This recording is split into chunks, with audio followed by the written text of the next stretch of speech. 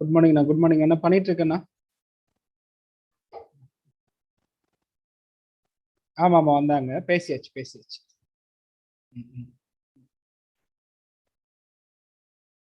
அது அஜெண்டா எனக்கு தெரியல. ஜஸ்ட் இதுதான் ஹோஸ்ட் தான் நான் பார்த்துட்டு இருக்கேன். அஜெண்டா மேபி சோனியா முடிச்சுட்டேன்.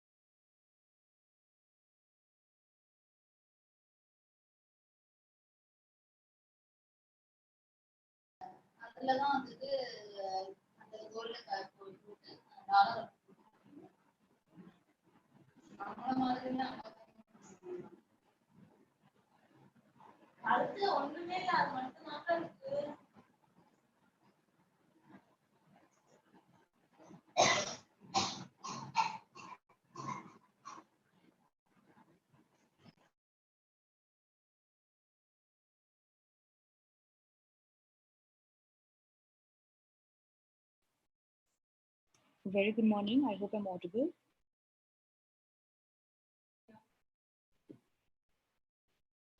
So welcome to the second day of 3 days online training program in disaster risk reduction in coastal community. This webinar session is a joint initiation of National Institute of Disaster Management and the Ministry of Home Affairs, Government of India, and Integrated Center for Disaster Management, Tamil Nadu. I would like to welcome the patrons, the panelists, eminent speakers, and participants for attending this online training program. A brief recap about yesterday's session. Sri Tamil Selva, Deputy Collector, PSDMA, highlighted the vulnerable profile of Tamil Nadu and Pondicherry, and Dr. Shishma Guleria, Assistant Professor at National Institute of Disaster Management, shared detailed and in-depth presentation on vulnerability assessment tools and methodology, Disaster Management Act 2005, and Institutional Framework and Finance Commission. I would like to welcome the speakers of today. We have with us Ms. Sheila John, Advisory from ICDM. Ma'am will be highlighting on early warning dissemination for coastal community. And we also have with us Dr. D. Udaya Banu, Assistant Professor, Department of Environmental Science, Bishop Herbert College, Trichy, Tamil Nadu. Ma'am will be sharing views on post-disaster impact on coastal areas. So now I request Ms. Sheila John, Advisor, to kindly start with the presentation. Ma'am, over to you.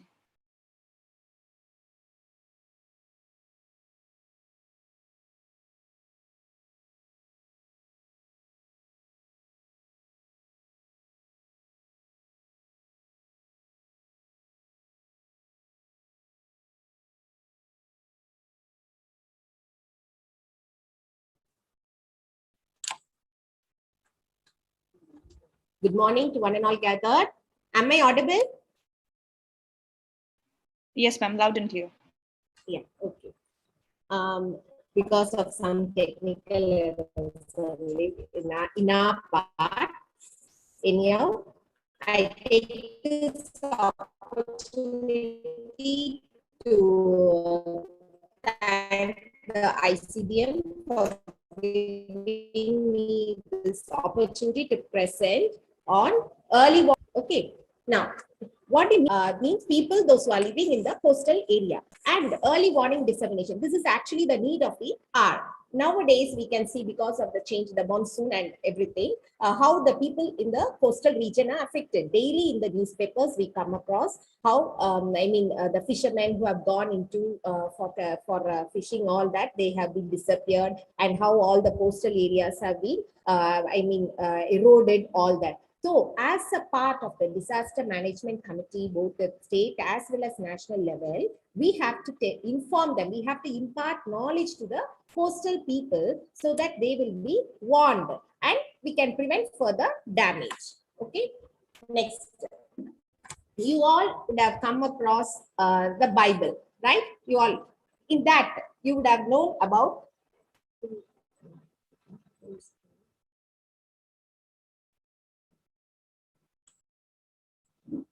it wasn't raining when Noah built the ark.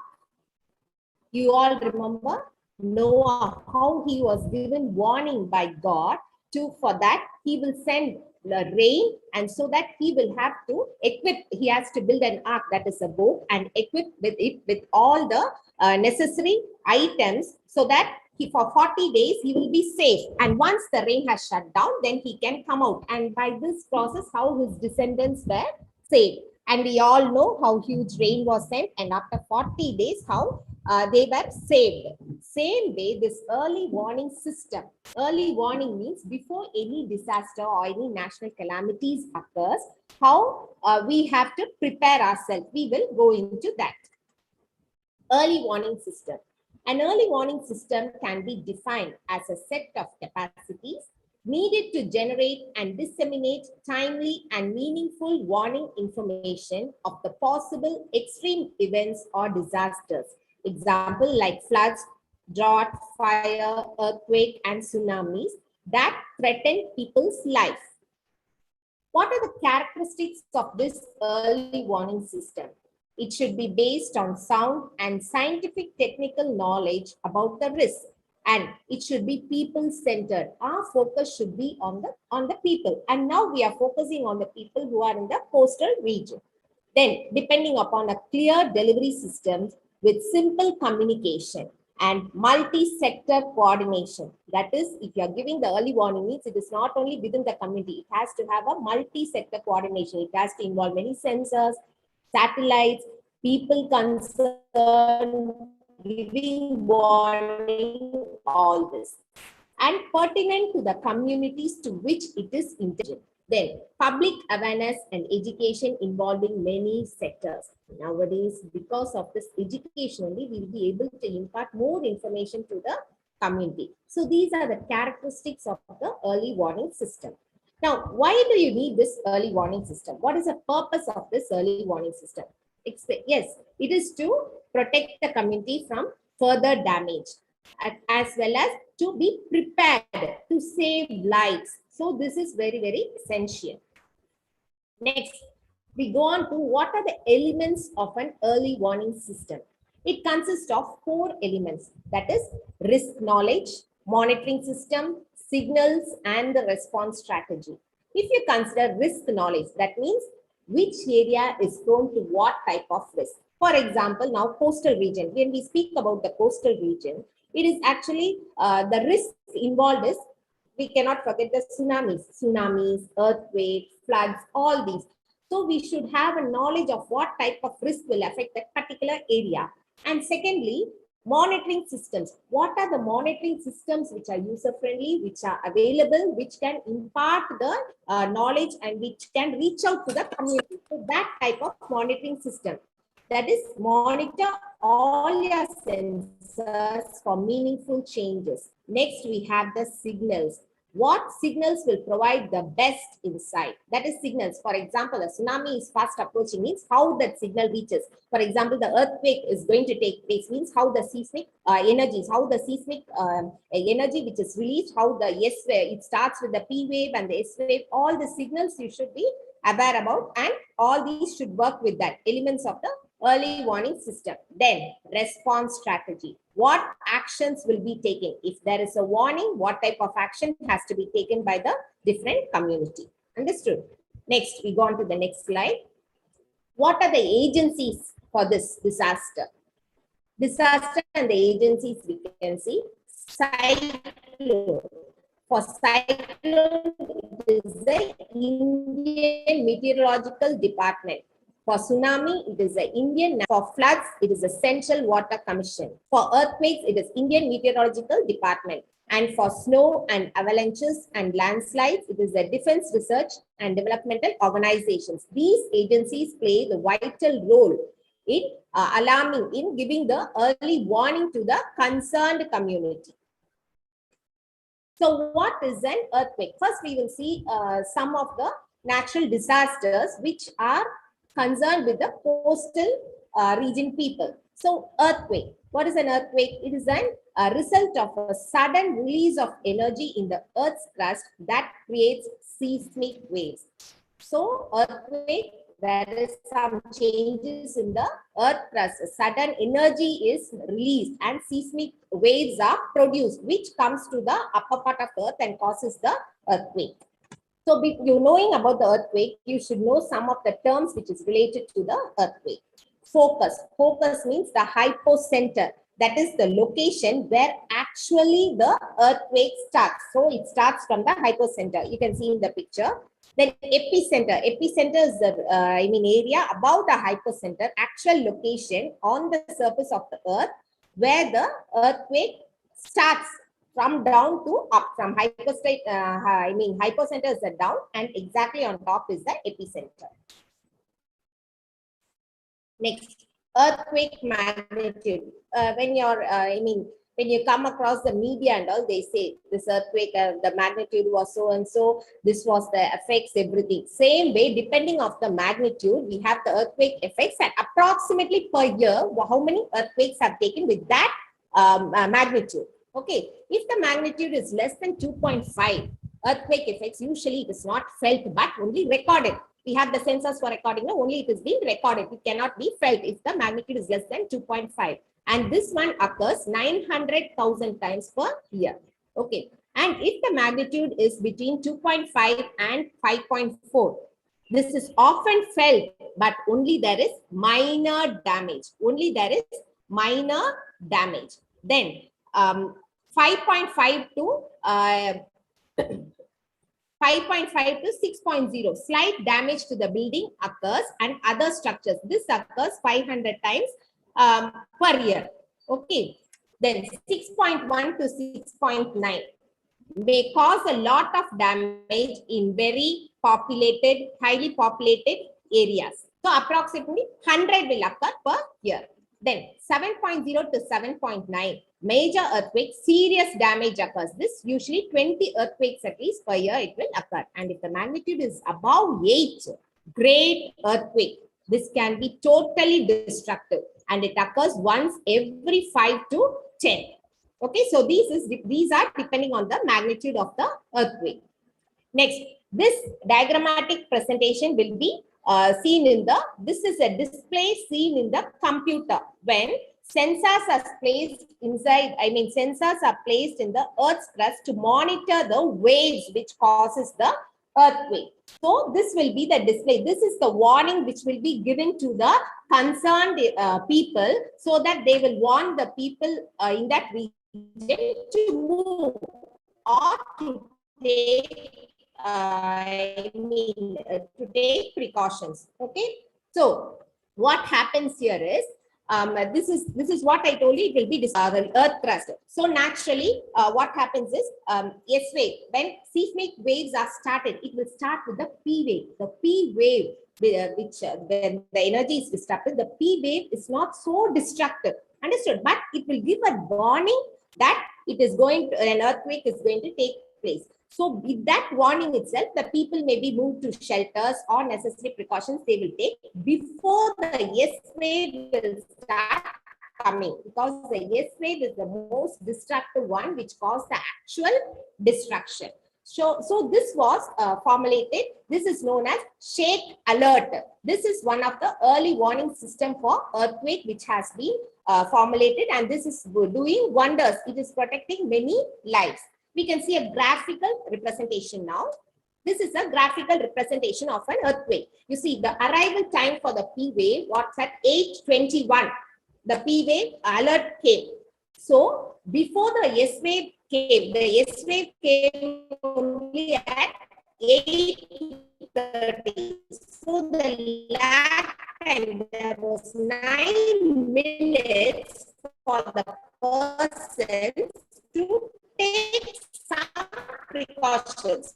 We will see what are the remedies to be taken when they are alerted about the earthquake. So this is the graphical presentation. Now earthquake, you can see the picture, the destruction which has taken place. Actually, same like shake alert in countries like Mexico in 2015, they developed a software with satellite connection, everything that was connected to the person's mobile Mexico in 2015. That sensor, that name was known as Sky Alert. What we have developed here is shake alert, that was known as Sky Alert. Because of that alert which they got in the WhatsApp, they were able to evacuate and they were able to save many lives. This happened in Mexico. So India leads with 26 other countries in developing earthquake warning systems. This was the latest update. So we have the shake alert here, okay, in India. Next, so what happens if you get a warning? What you have to do if a earthquake occurs? First, actually, according to the picture you see, you have to duck under a strong table or other protection. You go under a strong table.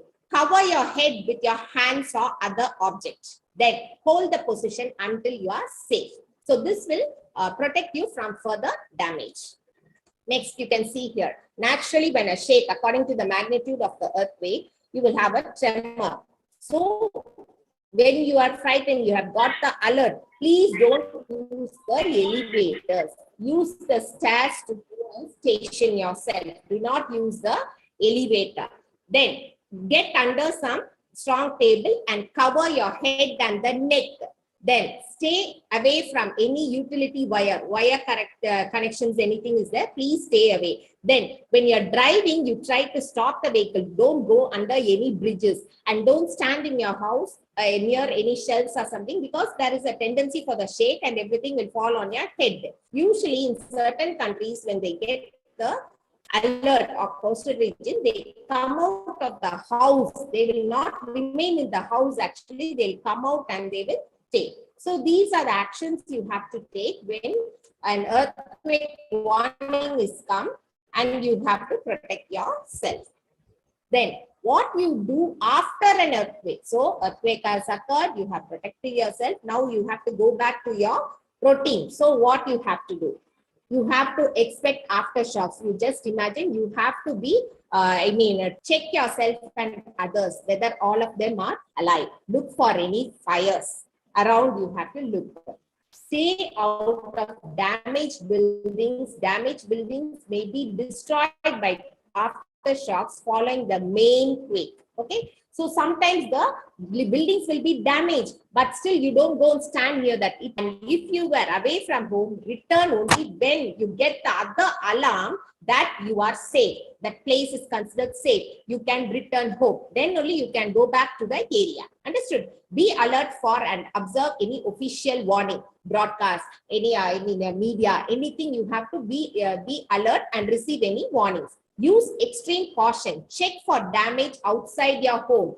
Then, if the structure appears safe to enter, then you should check the damage inside. So, this is what they, when you enter your home, if you can feel the leak in the gas, don't switch on the gas. Open up the windows. And if you see that your sewage system or wiring has been damaged, call the plumber and the electrician and proceed. You don't do by yourself. And if you see, watch for all this drywall and ceilings that could fall. Maybe the ceilings would have had a crack and is ready to fall. So you please alert yourself and be safe. So earthquake warning is through the shake alert, and in certain countries like sky alert you can get. That is, the sensors are embedded in the earth crust, and how it will detect the energy changes, how the seismic waves will be released, and how this P wave, when the release of P wave is there itself, it will be displayed in the computer. Based from the P wave to become changed to S wave, which is the actual destructing waves, there is a lag period. There is a time. I showed you that in the graph, 9 minutes were there for you to take your safety precautions. So this is about the earthquake. Next, we go on to the tsunamis. Tsunamis, we all cannot forget the tsunami in 2004, the next day after Christmas. That was on December 26th. That, and how especially the coastal region here, in Velangani, how it was affected, and all the islands like Indonesia, Maldives, everything, how it was affected and how many lives were lost. So what do you mean by tsunami? Tsunami is a series of waves which causes displacement of large volume of water. What are the causes of tsunami? The causes of tsunami are earthquakes, submarine slides, and volcanic eruptions. Usually they say tsunamis as underwater earthquake also. Usually following an earthquake, a tsunami occurs, they say. So there are certain detectors for this tsunami also. So what is the tsunami detection system? A tsunami detection system is used to detect tsunamis as soon as possible and issue warnings to coastal people so as to prevent the loss of life and damage. Of course, nowadays after that incident, that is 2004, before also tsunamis are taking place, but actually the impact was more in 2004, which alerted India-like countries, and it actually developed many sensors. So what happens is tsunami detection centers, it comprises of two equally significant components, that is network of sensors and the communication infrastructure. Whatever sensors are placed or embedded, till the communication should be proper, either through the satellite or through the sensors, then only we can take the necessary precautions. So it comprises of two components. Then tsunami detection system, it consists of three, that is seismometers, coast tidal gauge, as well as dart buoys. What these three systems? In this, the effective one is dart buoys. But dart buoys, if you see, it is quite expensive, and it uses a huge communication, multi-communicational and sectoral approach to achieve that. But still, dart buoys will give you the accurate prediction of a tsunami to take the necessary precautions. Okay, so what are the seismometers? Seismometers, they consist of various network of sensors which are embedded in the coastal region under the earth crust, because these will detect the S wave and the P wave, which will cause the earthquake. Because usually what is told, tsunamis follow an earthquake and tsunamis are underwater earthquakes. So these will detect which are the waves which are responsible to cause the tsunamis. So that is known as the seismometer. Next, we go on to the coast tidal gauges. Here, what happens? It is also consists of this gauges which is placed under the earth crust in the coastal region. These will detect not only earthquake energy waves, but also tsunami, which doesn't occur following the earthquake. When a tsunami directly occurs without giving an alert like an earthquake, we fully depend on the data by the coast tidal gauges. But actually the accurate one, and which though it is expensive, which we can save the lives, are the dart buoys. Okay, these dart buoys, what is the working principle behind this dart buoys? They consist of two main components, that is bottom pressure recorder, BPR, they say it as BPR, and surface buoy. Okay, so bottom pressure recorder, it consists of a modem to transmit data to the surface buoy. BPR consists of a modem. It also consists of a network. It will transmit data to the surface buoy.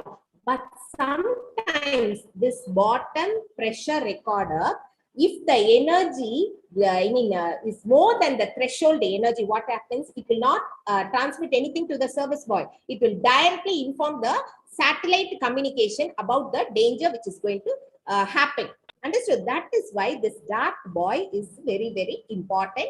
And though it is expensive, it is better to have this dart buoy as a tsunami detector. Then what happens if the BPR, they transmit data to the surface buoy, this surface buoy transmit this data to the warning center via a satellite communication. So from BPR, it goes to the surface buoy, and that will transmit to via satellite, warning to the warning center via the satellite communication. So you see, for all this, a network of sensors is very important. Satellite communication is very, very important. So working of the dart buoys to detect tsunamis.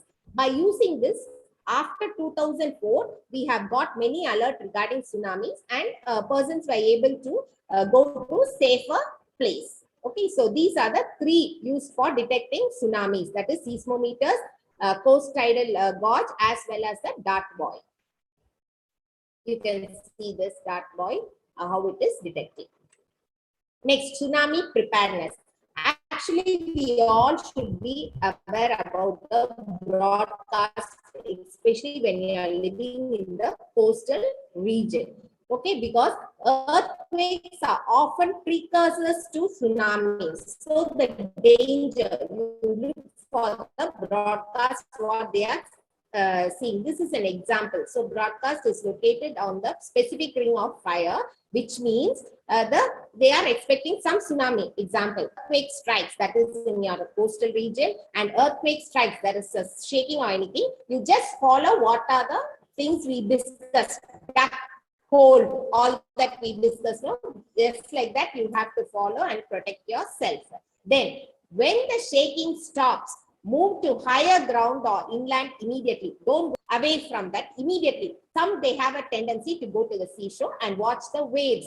We may think we will be protected, we are protected, we can just watch the waves. But tsunami waves are more dangerous. They will just come within a fraction of a second. You can see wall, like a wall, it will move towards you and it will just pull you out. You would have experienced, heard some of the people in Belangani during 2004 when they were in the hotels that was in the 6th floor, like that, how they witnessed and how they shared. That is the tsunami waves, how it came just like a wall. When they got up in the morning and saw on 26th early morning, it came just like a wall, and how everything were emerged. And we can, that was the greatest tragedy of 2004. So you have to prepare, look for, always be alert and always look for the warning signals. Officials will be telling, and once you know that you are safe, you listen to the communication. Officials say it is now safe to return home. That is the time you have to report home. If a tsunami is imminent, emergency warnings and information will be broadcasted via radio, telephone, text message, door-to-door contact, social media, weather radios, and other outdoor rings. So always follow this and be alert. Now also for the past 5 days, we are getting alert in the newspaper as well as in the TV. They are saying that 5 days there will be heavy rain or what. So you have to keep on updating yourself with this media. So this is about the tsunami. Now going on to floods. How can you ever forget the floods of Chennai in 2015 and in Kerala 2018? You know Chennai, what happened because of the floods 2015. So this also we have to have the necessary early warning to protect yourself. What are the causes of flooding? Physical causes, if you take intense precipitation. When intense precipitation means when the rainfall exceeds the amount which the soil can observe. So that is the time there will be intense precipitation. Now, because of this real estate business and all this, all the soil, everything is being converted into building. There is no chance for the rain to get observed. So intense precipitation, that those will be flooded. Especially we witnessed this during the Chennai floods. Then prolonged rainfall, snow melt or ice thaw, as well as storm surges. Because of the storm, severe storm, how the sea level, the water in the sea level, how it increases, that also can cause floods, as well as landslides, volcanic eruptions. These are all the physical causes of flooding. Human causes, actually, as I told you about this, real estate, everything, changes in the land use, urbanization, climatic changes, poor dam constructions, all these are the causes of flooding in India. Now, if you take the flooding warning system, it includes, you can see the sensor is placed and how it is monitoring the level of water rise. It includes data collection, data transmission, data analysis and forecast formulation, as well as dissemination of forecasts. So you are collecting the data, you are transmitting where and how the necessary precautions has to be taken. So this flood warning system, always you remember, bat. We know that bat is an animal which cannot see. That is how it moves around, how it flies is it uses the sound system.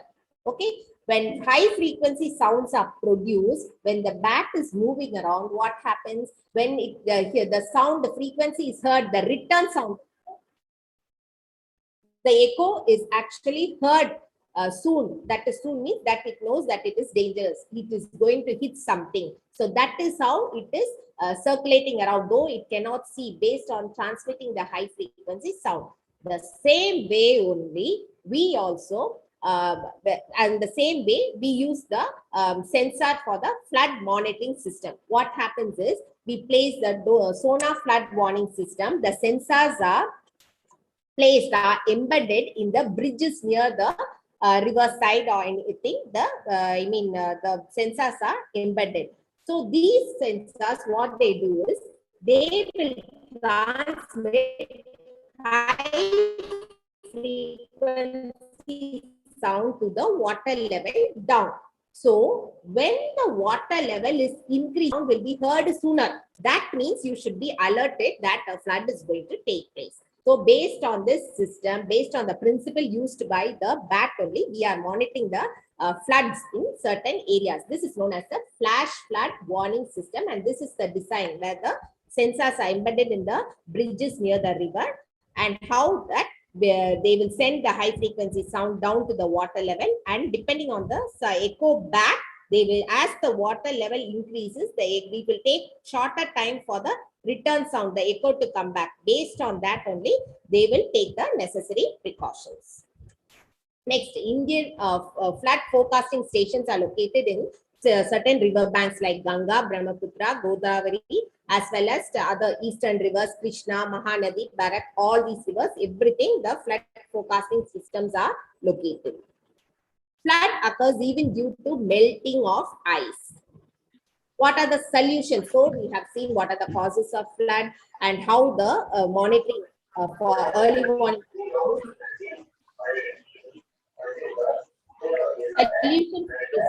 Solution consists of two units, a transmitter and a receiver. For this flood warning system, it consists of a transmitter and receiver. This transmitter is installed along the river bank, and the receiver is installed at a house near the river.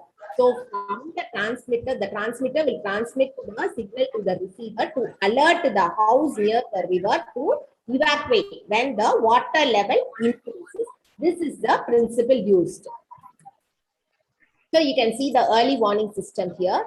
The warning system consists of sensors that wirelessly transmit information about the river water levels to a receiver. You can see the transmitter as well as the receiver and how the message is transmitted. So early warning is given for the persons to evacuate.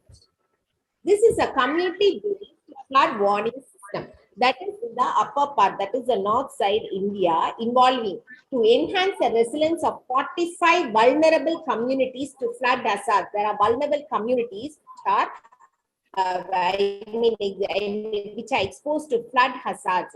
The International Commission on Integrated Mountain Development, together, that is the hilly areas in the north part of India, together with its partners, RNF, that is India and Nepal. These are some regional organizational bodies. They established the community-based flood early warning system because they have come across 45 vulnerable communities to flood hazards, and they established this flood warning systems. This information communication technology enabled the system. This used a flood sensor attached to a transmitter to detect the rising water levels. Previously, we saw now that the transmitter and receiver sensors were attached to the transmitter, which took up the increase in the water level and transmitted to the receiver.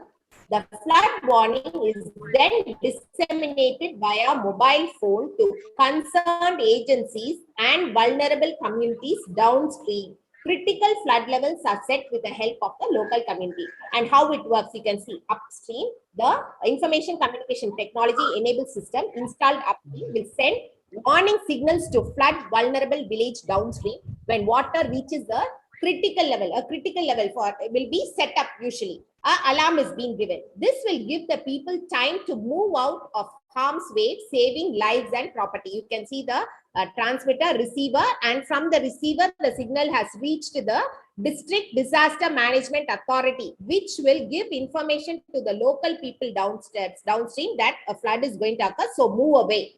So this is the method, community-based flood early warning system. Flood warning we have seen. Flood safety. Before a flood, learn whether your home, school, or place of work is at risk of flooding. Find alternate routes to important locations and make a family communication plan. If evacuation orders are issued in advance, follow them. During a flood, never drive or walk into waters. If told to evacuate, do so immediately. Get to higher ground. Get information from local TV, radio, or your mobile device. After a flood, avoid damaged areas and floodwaters. Heed road closed and other cautionary signs. Wait for the all clear to enter a flood damaged structure and contact your loved ones via text or social media to keep phone lines clear. So this is about the flood awareness about the sensors. Okay. Next, we go on to cyclones. I have only a few more minutes. I'll finish off. Cyclones are large-scale air mass that rotates around a strong center of low atmospheric pressure. So cyclone forecasting, you can see daily in the TV, they usually forecast like this, the presentation. And stages of cyclone forecasting, they give us beforehand, that is pre-cyclone watch, before 72 hours, cyclone alert will be given before 48 hours, cyclone warning will be given before 24 hours, and post landfall will be given before 12 hours. How are tropical cyclone monitored by Indian Meteorological Department? This we have through the satellite it is monitored, and this is the pictorial the representation of cyclone. Usually in the TV when you see, you can see this. This is all the warning to the fishermen not to go into the sea. Cyclones. This is the graphical and pictorial satellite picture of cyclones. Cyclones, the sensor which detects the cyclones are the sea wind scatterometer. They have that principle behind, and this is how warning has been given through the satellite and GPS satellite. The cyclones will be picked up and warning is given to the coastal region. You can see in the coastal stations of India, especially Calcutta, Chennai, Bombay, all this satellite, INSAT 3C satellite is being used to take up the cyclonic warnings, and warning is given to the coastal people to evacuate. Then regarding landslide, what do you mean by landslide? Landslide is defined as a movement of a mass of rock or debris or earth down the slope when the shear stress exceeds the shear strength. Landslides, it is a slope, it will come. For example, when you're traveling also, landslides will occur. For this landslides, what are the causes? Naturally, it is heavy rains, earthquakes, volcanic eruptions, floods, groundwater changes, rapid snow melt, as well as quarrying, which is taking place nowadays. Wherever you see, quarrying is taking place. That this causes the landslide. Landslide warning signs. Sticking or jamming doors or windows, you can witness. Appearance of new cracks in tiles or bricks or foundation of constructions. If your house has got some crack or anything, you can expect a landslide. If you are living in the coastal mountain areas like that, you can see. Slow development of deep widening cracks on the ground or on paved areas. That crack, if it is widening. Tilting of fencing structures or trees or retaining walls. A faint rumbling sound that increases in volume, and emergence of flowing groundwater in new sites. These are all the symptoms or warning signals that a landslide is going to take place. So this is the motion sensor which is used to detect the landslide and give warning to the communities to take the necessary action. This is a steel wave guide into which the gravel backfill. Gravel means the soil which will be filling slowly. Once that the sensor gets more of fastly, the gravel will backfill. That way, when it falls quickly means that sensor should be alerted, that you should be alerted that there is going to be a landslide, because the sensor slowly when it is falling, that means it is stable. When suddenly, if in the steel wave guide, the gravel or the soil is getting inside fast, means that it indicates that there is a landslide. So what do you do if you suspect a landslide? Leave the area quickly. Inform the affected neighbors. Contact your local fire, police or public welfare department, and contact a consulting geologist. He will be expert with the soil texture. Next, we come to drought. Drought is defined as a period in which a region has deficit in its water supply, whether surface or underground water. It can take place even for days, months or years. But drought is not at present affecting the coastal people, but just you should know about what is drought. This is also one of the natural calamities like that. It is due to deficiency of rainwater, deforestation, social erosion, as well as global warming, eruption of many buildings. Okay, types of drought that are meteorological drought, hydrological drought, as well as agricultural drought. Regarding drought, you should know what is drought, but that doesn't affect the coastal community as such. So we will skip this slide. So now we have seen certain disasters with warning system like earthquakes, tsunamis, cyclones, landslides, all this. Now, what is the community involvement? What do you mean by community-based disaster management? It is an approach of building the capacities of communities to access the vulnerability to both human-induced and natural hazards and develop strategies and resources necessary to prevent or mitigate the impact of identified hazards, as well as respond, rehabilitate, and reconstruct following its onset. So, this early warning system is as an integral part of the community-based disaster risk management program. The main aim of this early warning system, whatever education, whatever knowledge we impart, we have to involve the community. The community people are the first liners. Once we get the community in our hands, the community people, the main leaders and the group, the youngsters, all that, we can alert the community as well as we can preserve life. So what are the common elements of the community involvement? Of course, it is partnership, participation, empowerment. Actually, we have to empower the youngsters because at time of disasters or during after everything, they are the most important people, those who are involved in preventing further damage. And ownership by the local people. The community, you make a leader among that particular committee. Coastal region means that particular committee of people, you involve them, you make them the leader so that you can communicate and you can transmit transfer the resources, everything easily when you follow all these 4 steps. The community disaster response team. What do you mean by the community disaster response team? It is designed to complement and strengthen the existing role of the district emergency organization. These teams, they should be well equipped with knowledge on fire prevention, basic search and rescue once a disaster has occurred, where are the areas they have to search, and what is the first aid and how they have to rescue the people. Then initial damage assessment, as well as get all the persons. If a cyclone shelters, all we have seen, they have to get all the people to those shelters and they have to give the psychosocial support. This has to be done by the community disaster response team. Same way, they have to work closely with its associated Department of Emergency Management and help the community to prepare for and respond to disasters. How? First, the locals of the community must be aware. The community, now we are dealing about the coastal community, they should be aware of the risk, what they are going to face. Second, they must understand the impacts that event, for example, an earthquake or tsunami may have on the family and community. They should understand that. And they must accept the idea that if they don't follow the warning signal, but through these sensors, if the warning signal is come, they don't follow and they want to sit there itself with the property, how it will cause injury or death. They should be alerted on that part. Then finally, they must take action and heed the warning to evacuate. Once the warning is being given, they have to evacuate from that area.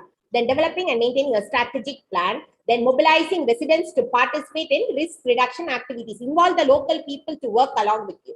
Next, engage in public awareness campaign about disasters. Go around and give warning and teach them. Then educate people. All these should be done. Then recruit local volunteers, especially the youngsters. They will be good in helping you to supply the resources, carrying the people, performing first aid, all that. So young generations can take part in raising awareness and providing mechanisms of taking care of most vulnerable household by using the social networks. How we know, young generation, they are good in the social network, WhatsApp, Facebook, Instagram. Through that, they can alert the community, save the community. Heeding volunteers and social workers to join groups which will be available. Then helping the groups to assist disaster victims in conducting later on if disasters occurred, then they can help out in rescuing, preventing further damage. So this is community-based disaster reduction program. Then we have to involve the community. Okay. So coming to the last slide, so long we have seen about what are the natural disasters which affect the coastal people and what are the warning which has been created by our government which has to be followed and how it has to be disseminated to the community through disaster management team involving the state as well as the national. The environment before and after the disasters has a large impact on the ability of people to recover. The immediate coping after the disaster could be solved by various emergency efforts. We had been suffering from lots of disasters over the years. Natives know how to fight disasters from experience. Of course, now thinking of tsunami, we all know. So when there is an alert itself, tsunami, cyclone is there. Nowadays, we are frightened to go even to Velangani nearby, right? Because of the alert. So you be always acknowledge and always be alert with all this media, radio, newspaper, television, all that. When the monsoon change is there, you always be alerted and take up the warning which they are given so that you can protect yourself as well as your community. It is our policy makers who are responsible for making a holistic disaster management policy so that our people can know the best possible way of preventing and fighting disasters. That is why now the national and NIDM as well as ICDM have combined to take this training program for the coastal people to be aware about the risk and how they can protect from further damage. Okay, with this, I am ending up my presentation. Hope it is clear. Thank you very much. Thank you, ma'am. Thank you, ma'am Sheila John, advisor at ICDM, for sharing such an impeccable presentation on early warning dissemination of coastal community and highlighting subjects such as early identification of earthquake, what to do after earthquakes, tsunami detection system, working at Drought buoy, causes of flooding, flood warning system, flash flood warning design, community-based flood early warning systems, and community-based disaster risk management. We thank you once again, ma'am. Moving ahead with the session, I would like to invite our next speaker. We have with us Dr. D. Udaya Banu, Assistant Professor, Department of Environmental Science, Bishop Herbert College, Trichy, Tamil Nadu. Ma'am will be speaking on post-disaster impacts in coastal areas. Over to you, Dr. Udaya. Very good afternoon and good morning to one and all gathered here. That was a nice presentation by Sheila ma'am. Thank you for your wonderful presentation. Now we can have a discussion about the impacts, the post-disaster impacts in coastal areas. I hope, am I audible to everyone, please? Yes, ma'am. Loud and clear.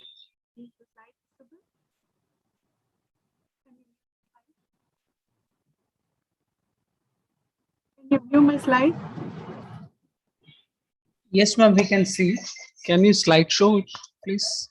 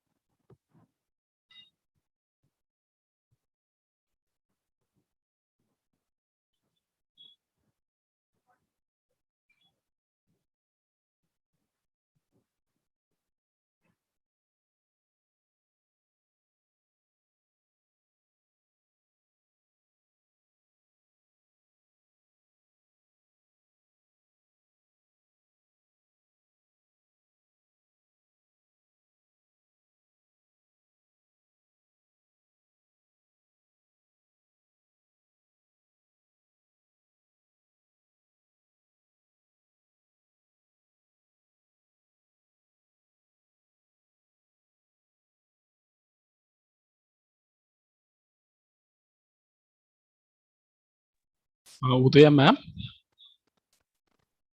Sir, kindly wait, sir. I'm not getting the. Okay, fine.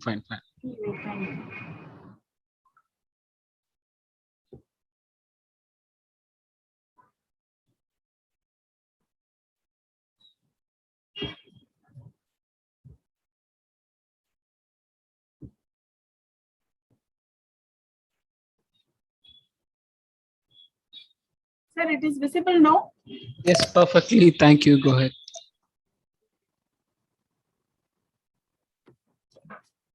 So just to have a discussion about the post-disaster impacts in coastal areas, I'm from Bishop College from the Department of Environmental Sciences.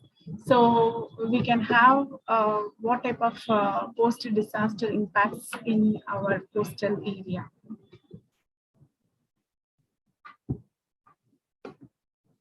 So you know that India, we people belongs to the great Indian country, and you know that the three sides is covered with full of waters, and we are having high coastal areas.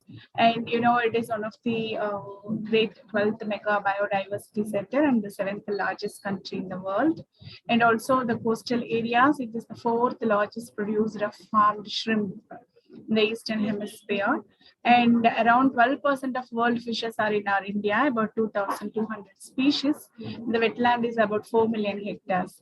And generally, you know that the coastal areas are commonly defined that it is a transition zone between the land and the sea. So the coastal lands are more in our Indian country. And also you can see that more number of waters, high water mark are present over there, and it includes the entire continental shelf and 18% of the globe surface, and also supplying more than 90% of global fish catching area, and 25% of global primary productivity is present in the coastal zone. And you know that we are having a 3:1 ratio of water resources, and oceans cover 71% of our land, and having more number of living and non-living things present on it. And around 25% of cataloged species are from oceans only. So it acts as a very good source of food, energy, oil and gas, and also it acts as a medium for trade, transport, and so much number of recreation. So over 60% of global populations live along with our coastal lines. And it also acts as a good resources, and it is due to growing demand for marine products in both domestic as well as on export markets. And you know this map, you can see how the coastal lines are present, in what way, what are all the month where we are having a different kinds of cyclones affect, and what type of coastal areas are prone to tsunami, and also about the coastal line from starting from the Gujarat up to that West Bengal. We are having a long coastal line in our India. And about this uniqueness of the coast, you know, it can protect us from storms and hurricanes, and also it acts as a very good climate stabilization. And it is a place where you can see the treasure unique ecosystems and provides varied resources. And to talk about our Indian coastal line, it can over 8,100 kilometers and supports wide variety of coastal activities. And it plays a major role in our economy and also the ecology. Varieties of ecosystem can be present in our coastal zone, like complex of marine, coastal land, shoreline environment. And it also includes the beaches, sand dunes, coastal plains, mangrove forest, coral reefs and lagoons are present all over the coastal line only. And you can have a frequent changes in biological, chemical, and geographical parameters. Okay, these are all the significant things you can see on the coastal zone. And it acts as a good resources. The coastal zone acts as a very good resources for renewable and also non-renewable resources. And it having the significance on cultural, historical, and also the archaeological related things you can see on the coastal area, like Mahabalipuram and all, a very good historical place, and it also a good resource for our department. So the coastal, keeping the coastal line, our culture starts like the Sindhu Valley civilization and all. So wherever you can see the riverbed or a coastal line, there only the culture gets started, the civilization introduced or developed like that. And fishing near shore waters and farming of coastal lowlands and all the major economic activities can be done on the coastal zone, and it can provide some marine transportation, tourism, and the important salt production. Having high biological diversity and it acts as a good habitat residential area for varieties of species. And it also coastal features from natural defense against storms, floods, and erosion. And it can attract human settlements along the coastal lines. And 20% of our Indian population lives in the coastal areas. And out of 20,000 documented fish species around the worldwide, 2,546 species of fishes are recorded in our own India. In that, 27 species are considered to be in the rare, endangered, and vulnerable level. And the island ecosystem in India having two broad types, that coastal lines, Lakshadweep, Andaman and Nicobar Islands. This are a very significant place. You can see so much number of activities on the coastal area in this island. Okay, and about this coastal area, before getting into that coastal line, you should know about CRZ, that is coastal CRZ, coastal zone. So here you can see different things. A coastal regulation zone, it can be broadly divided into 1, 2, 3, 4 zones. In this picture you can see how they can classify. CRZ1, that is coastal regulation zone 1, and zone 2, zone 3, zone 4. 4 zones are they have classified. In CRZ1, that is very ecologically sensitive area, having high breeding and spawning grounds of fish. That is the ground where you can see high number of breeding takes place, and it is very important for a historical view. And you can likely to be inundated sea level rise, which can lead to global warming, erosion prone. That areas can be included in that. And it is a national beauty standard, is a marine park, and also it can be having intertidal areas. So the main thing is what you want to know is CRZ1 is a very sensitive area. It should be protected properly. That is the very important thing you should know. And to talk about the CRZ2, it is a developed area which is very close to shore area, like cottage, like that. You can see that cottages or any kind of recreational buildings are there. And CRZ3, third zone. So it is also that CRZ3 is undisturbed area. Those do not belong to category 1 and 2. So within the municipal limits, this CRZ3 can be present. And for the CRZ4 is completely talking about the Andaman and Nicobar Islands. All the islands can come under this CRZ4. This is according to our Indian legal system. And in this picture, you can see HTL and LTL is high tide level and low tide level, where you can see the estuary, the meeting point of land and the water. So this picture, you can see how the coastal regulation zone can be classified. So what are all the issues for the coastal side? What type of issues and what type of problem will occur? So both in natural as well as in man-made, you can see a different kinds of issues and problems. That in natural, you can see the sea level rise, sedimentation, that is a full silt formation, and different kinds of disasters such as tsunami, earthquake, cyclone, flooding, like that. Natural related issues. And man-made, you know, the pollution and threats to the biodiversity, industrialization, urbanization, soil erosion, salinity ingress, then the stress of population, sewage disposal, so over urbanization. These are all man-made problems to the coastal line. Okay, then about to talk about this, cyclones plays a major role in the coastal area. You know about cyclone, madam explained in the previous session about what is cyclone, how it is getting into here, like that. So the cyclones can be termed in different name. When it can be called as typhoon when it is formed in Pacific Ocean, and it can be termed as hurricane when it formed in Atlantic Ocean, And the cyclone is a term used when it is formed in the southern and Indian Ocean, and it can be termed as Willy Willy in Australia. Okay, so in this way it can be called.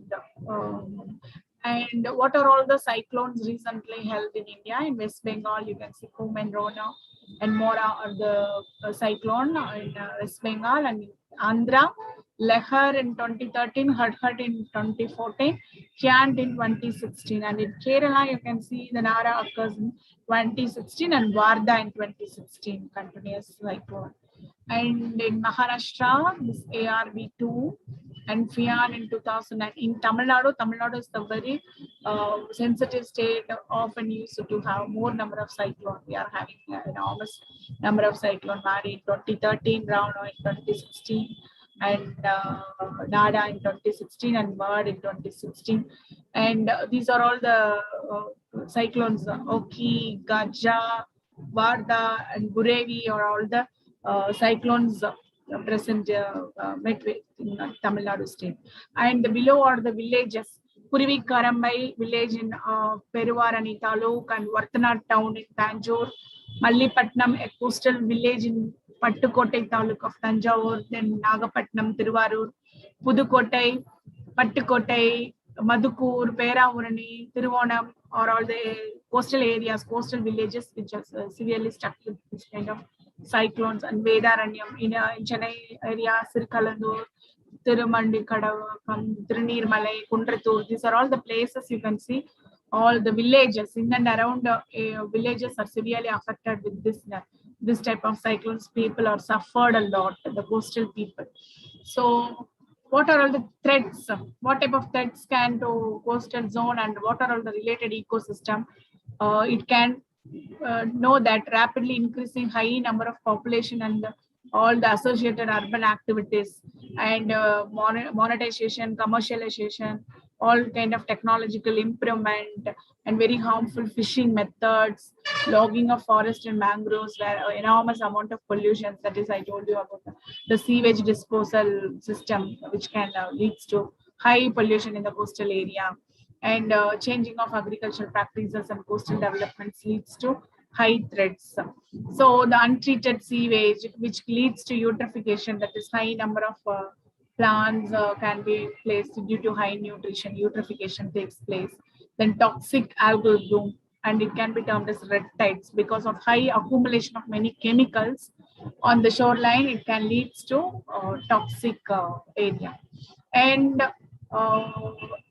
all kind of change of agricultural activities and human activities, then all kind of disaster that leads to high changes, and it can give a path to climatic change, and also lead to heavy impact on the environment. So the main thing when you talk about this post-disaster, so impacts on fisherman community, most of the fishermen only severely affected. So there is no proper working, venturing of fishes into to sea, and no fish catch and all, and the landing and loading and unloading affected, and transportation. So in this, the fisherman community are very much severely affected. Whatever the disaster occur, like flooding or cyclone or even tsunami, varieties of disasters are there. The fisherman community, the coastal area people are severely affected, and they are having all sort of problems and issues can occur. So their earnings will affect, and especially the women community. So in this pandemic situation also, they are severely suffered. They used to migrate to Kerala or Karnataka for fishing activity. So due to this lockdown and any this kind of disaster, there is no such kind of transportation between the states. And if they store any kind of fishes, it may spoil due to lockdown or transportation issues that can lead to some sort of problems in their catching of fishes, and that can be wasted and discarded later. So discarded later. In this way, they are suffering, and also they are unable to go for any kind of activity because their income is completely based on fish catching of fishes. If that itself affected due to this kind of disaster, what they will do? They are severely suffered. They don't know what to do, how to survive like that, and physically as well as mentally they get stress, and surviving is a very big question mark for the fisherman community. They are very much affected because of this kind of disaster. And the import and export also severely affected, because if there is no product, then how they can go for export or import any kind of things.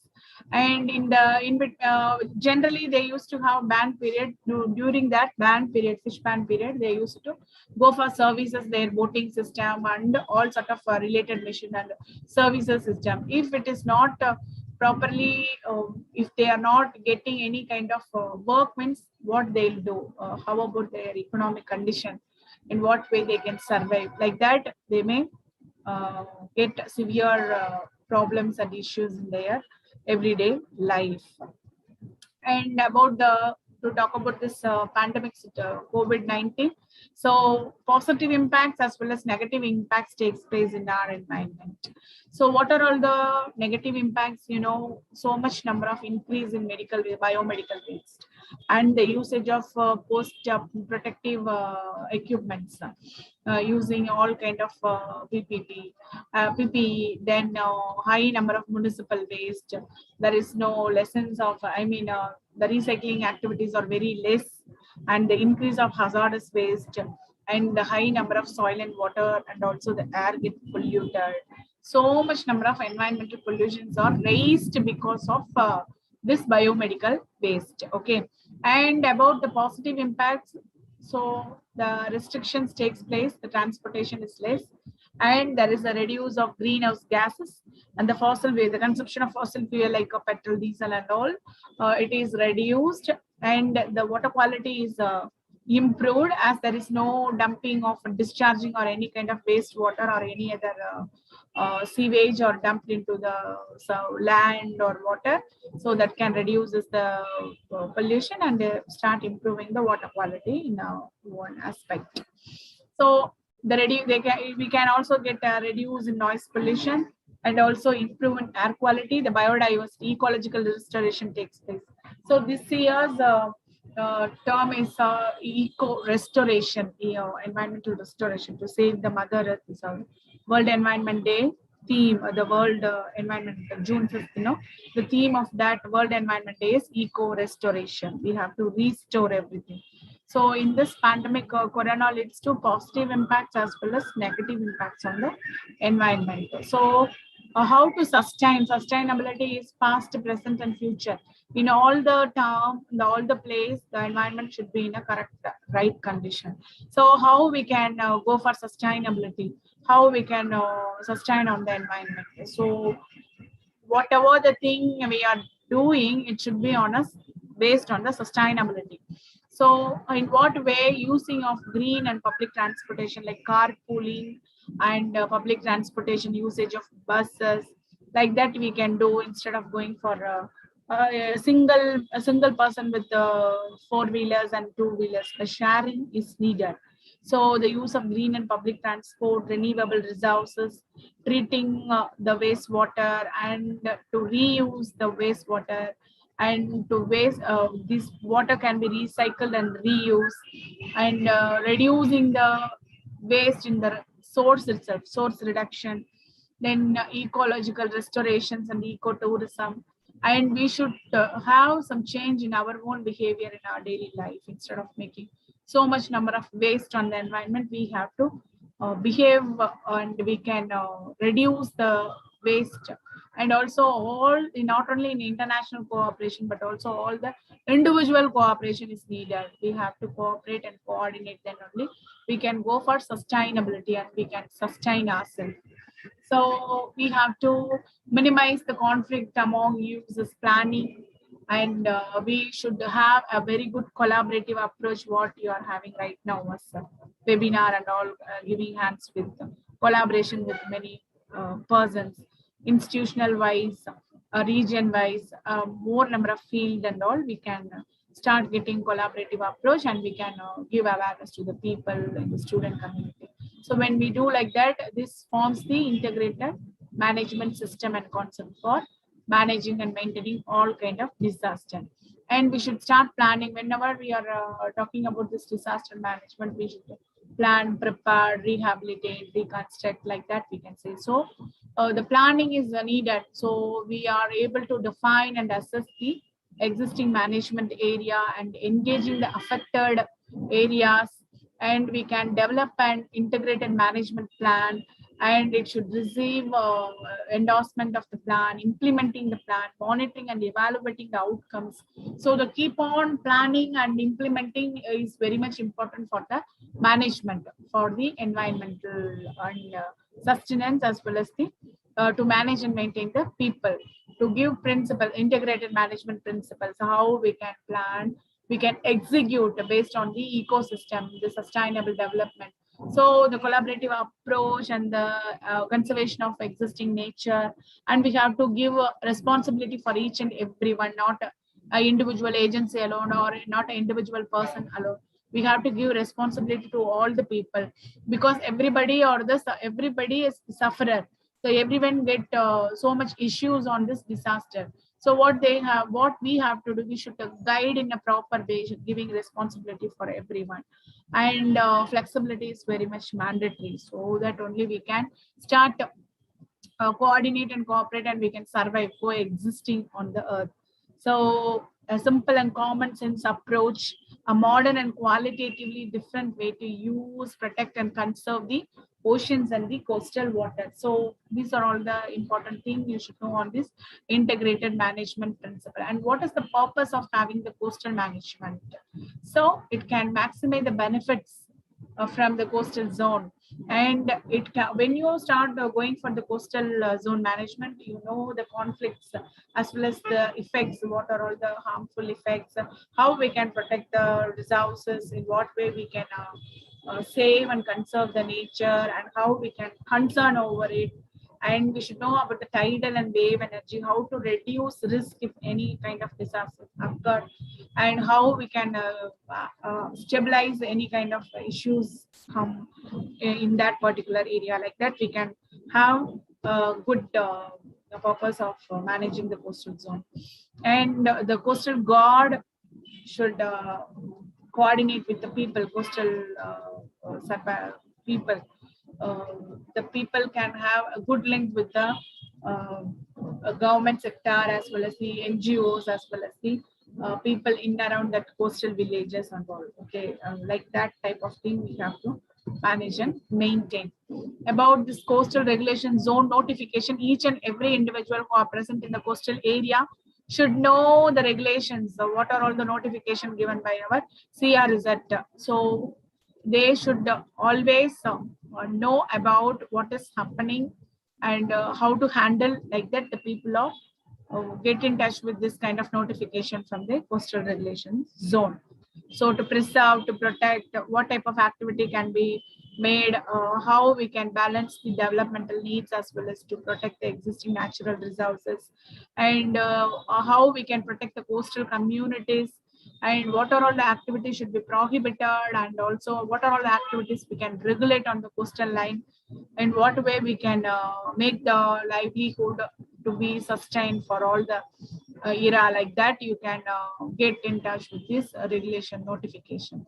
And the people who are living on the coastal area should know what are all the permissible activities and what are all the agency can guide them. Like that, they should know about and you know about the Kudangulam Anu Min Nilayam, like that. So they know what are all the harmful effects and what type of thermal pollution occur in the coastal area, what are all the villages affect. Like that, they have so much number of information they have gathered. No? So for all the activities, they should know what are all the permissible activities allowed in the coastal area. So about the atomic energy, the defense project, they are valid only for 5 years. This can be known to every people in that coastal community. And what type of project clearance and project can be made. about the ports, harbors, or lighthouse, jetties, or the based scientific studies, and who are all allowed, and exploration and extraction of oil and natural gases in that area. That and all the people should know, the coastal community people should know. And what are all the prohibited activities? So permissible activities and prohibited activities, the untreated waste, the thermal power plant, and also the dyeing industry or any other hotel waste can be directly discharged, or it can be dumped on the coastal area. So it can cause severe problems and issues which can increase the salinity in grass and leads to high number of pollution on the shoreline area. So these are all not allowed, and mining is also not allowed, it is banned.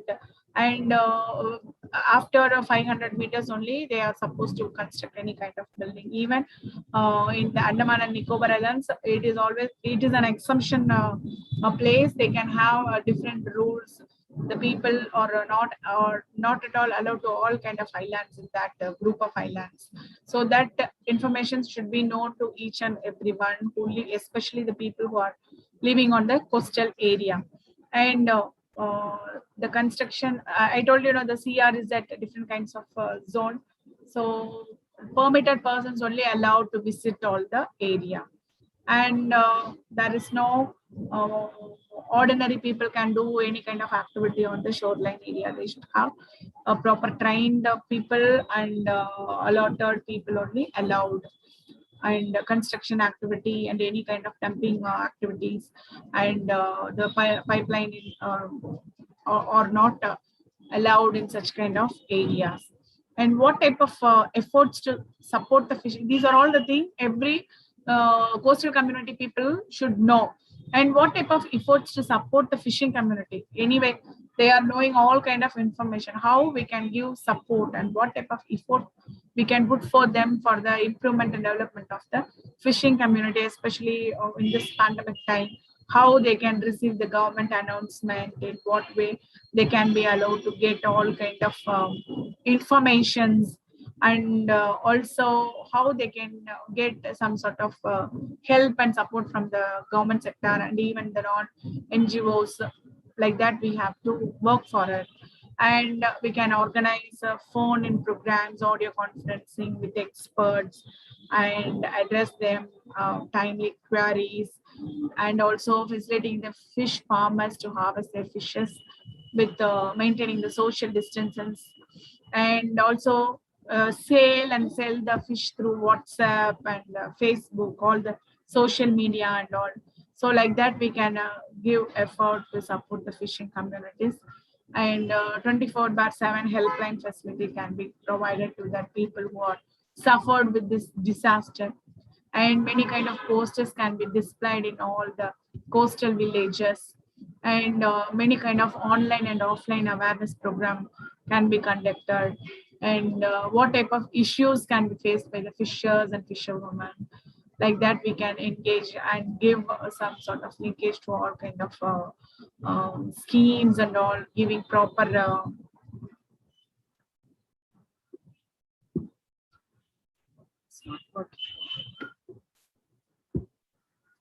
then in this way we can give effort to them. And about we can recommend that we can provide an immediate relief package for fishing communities. And also we can work to include the skilled work for all type of processing in the fish area, the fisheries and all. And we can have a link with this development boards like National Fisheries and even the Disaster Management Force and all. We can have a link with that people, and we can give a special efforts to give good safety and measurements and precautions for all the people who are in the coastal area.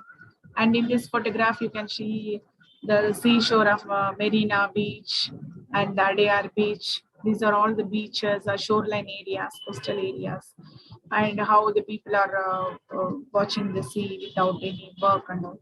And in this center photograph, you can see the pollution. This is a seashore from China. So that man is having a full of mask. This is one of the very big source. Mask is a source source of pollution in the marine area. Nowadays, we are getting this kind of pollutant on the sea line and the shoreline or the coastal areas. So we should avoid dumping that kind of biomedical waste and like this mask and all into the shoreline, because this coastal area provide a very good ecosystem, a wonderful ecosystem. Varieties of organisms, varieties of living organisms can be present in this coastal area. We have to protect, and we should give a good awareness to the people who are present in the coastal areas. So in this photograph, you can see our college gone for Tarangambadi, the coastal villages and all. This is our bishop. They are rendering support for the people who are affected in that area. And our college acts as a good center for giving hope and a good treatment area for our all COVID patients in our college during this pandemic situation. And also we make a task force to help COVID patients in time. So 24/7 helpline in our college for all the COVID patient is organized, and it can be published in Indian Express. This is one of the things. And about this is our principal who is standing there, gave some sort of funds and foods to the coastal area in Kadalur, then Pandrutti, that coastal areas, Tarangambadi and all. The people visited and they rendered their support for after post-disaster support for them. I think with this, I can finish up whatever the thing I have shared with you. Thank you for your patience in listening. Thank you all. Thank you, Dr. Banu. Thank you, ma'am, for sharing such an informative presentation on post-disaster impacts in coastal areas, and also for highlighting subjects such as environmental impacts in COVID, environmental sustainability, integrated management, monitoring and evaluating outcomes and purpose of coastal zone management. We thank you once again for such a wonderful session, ma'am. The next presentation, I'll be presenting myself. I request to kindly give me access to share. Yes. Okay. Just 1 second, please.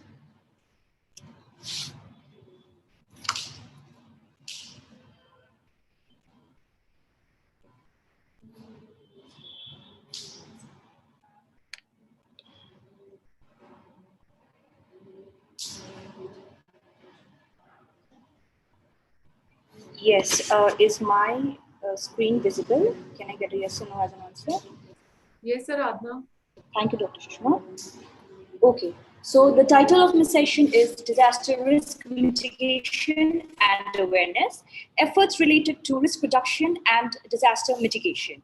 Now, whenever any disaster occurs, the developing countries or the underdeveloped countries are hardest hit, and especially the impact and the damage is tenfold worst when it comes to the vulnerable section of society.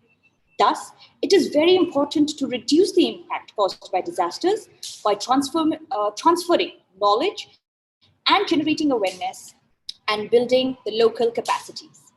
Now, major disasters such as earthquake, tsunami, storm, cyclone, floods, have something very unique.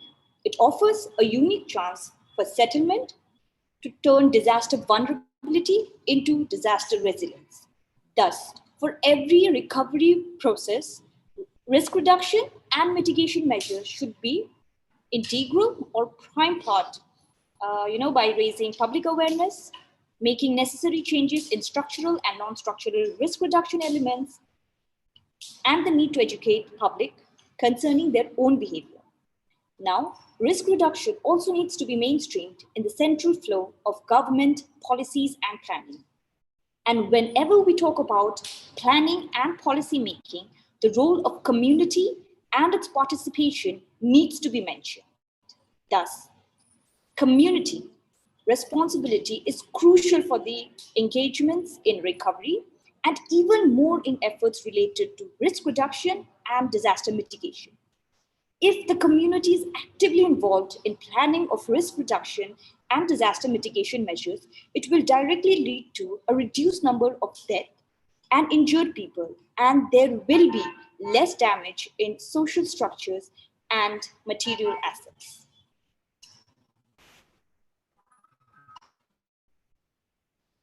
What are in terms of disaster risk reduction and mitigation?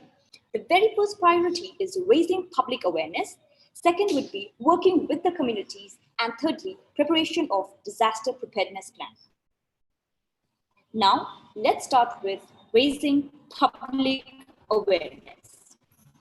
Disasters are substantially reduced if people are well informed and motivated towards a culture of disaster prevention and resilience, which in turn requires the collection, compilation, and dissemination of relevant knowledge and information on vulnerabilities and capacities. So, what do we need to do?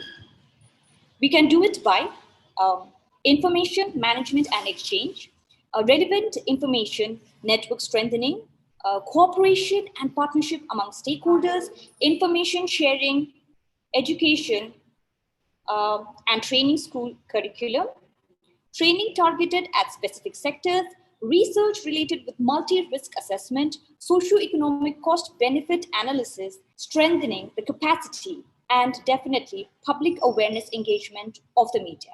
Now, how can we compile and disseminate relevant knowledge and information of hazard? We can do it through education curriculum, information network, preparation of annual calendar with disaster messages, application of mobile phones on DRR, and also awareness of National Disaster Preparedness Day.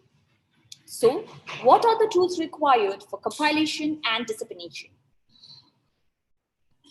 Let's start with community-based hazard map. By drawing maps, some levels of risk regarding specific disaster of the area with the local people around it serves as an effective communication tool for public awareness raising, especially when it contains very useful information close to their lives, such as evacuation routes and places. Communication and cooperation are key among the local resident researchers and local government. So, what is the agenda and the goals involved in involving the community, especially while preparing a map? We have to involve the residents in developing hazard maps because they have the knowledge, of traditional and indigenous practices. Also, to reflect the opinions of local residents in policies, to promote common understanding of risk among local residents, government officials, and experts. And there can be other tools also for raising awareness, such as poster competition, essays, poetry, books, booklets, and also comprehensive disaster prevention drill, which is usually conducted by the NDRF team. What are the other aspects? We can also, link or work with the NGOs who are currently and presently working in earthquake, flood, tsunami prone areas, who are working on preparedness and mitigation. And also, providing necessary training and capacity building to the local builders, social and community leaders for enhanced preparation and mitigation. Thus, the entire community will be able to cope with the disasters in a very quick and effective manner. Every human and material resources, will be most effectively mobilized in case of emergencies. Clear procedure will ensure close cooperation between the community, local, NGOs, national and international, and government institutional on all levels.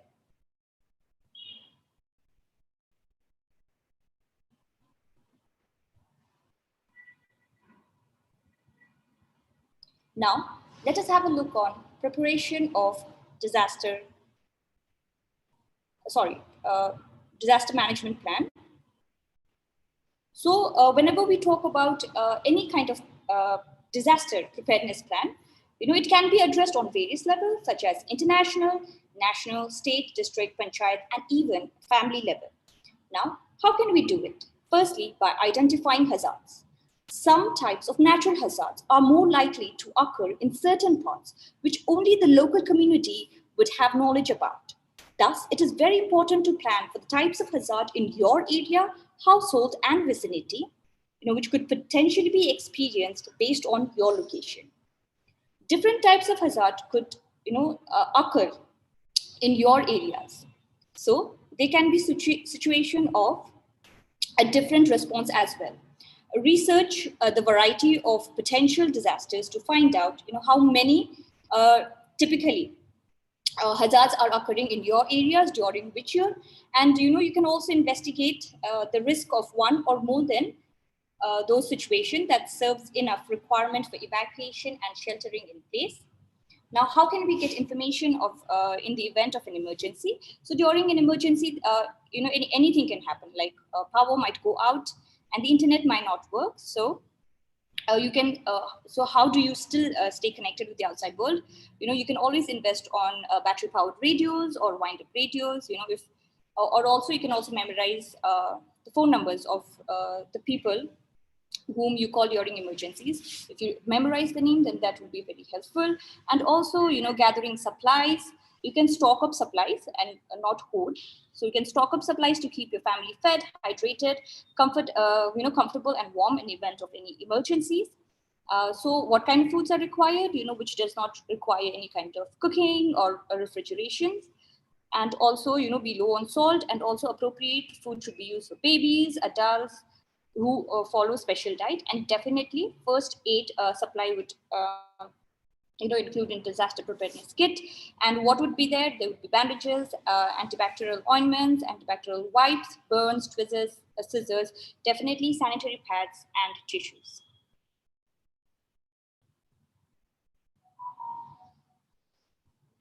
So, aspect of hazard, vulnerability, and capacity assessment. Let's start with an example. Suppose people in drought-prone area, expect a drought every once in a 7 years. So in between, they face seasonal flood, shortage prior to every harvest. These are expected contingencies. People sell off small stocks, fall back on drought-resistant crops and generally cope. They do not develop as families or communities because of those regular contingencies. When there are two back-to-back years, how people, are not able to cope, they have to sell off, the productive assets, or, even maybe the land as well. So poor people in this way become more poorer, but at the same time, the richer, people in the community, they gain from this process by buying assets from the poor. Thus, vulnerability capacity assessment is needed to understand, and better meet the problems of the people of the vulnerable section of society. For them and others inside the VCA, which is the vulnerable capacity assessment, is always important. For the external agency point of view, disasters are becoming more and more complex, and people are affected than ever before. Hazards are composed of multiple threats, example, environmental degradation coupled with drought and internal conflict. Social groups are now being more heterogeneous with greater mobility and access to information. However, resources to combat these problems, either locally or externally, are not increasing at an equal rate. There is far greater interest in sustainable solution, and hence greater interest in prediction, prevention, preparedness, and mitigation. Thus, voluntarism is the key for community to bind, to unite, and to combat any disastrous situation.